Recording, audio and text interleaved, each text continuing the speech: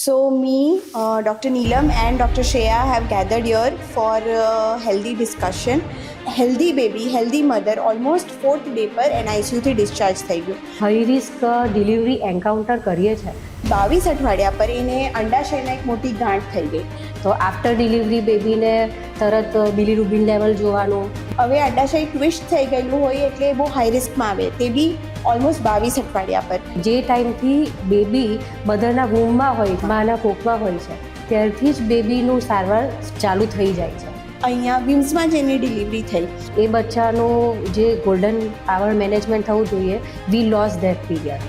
બ્રેઇનમાં damage થઈ ગયો તો પછી reversal is very difficult. Within 1 hour we can transfer the baby in NICU if needed. So patient का survival rate अपने आप ही बढ़ जाएगा. यस.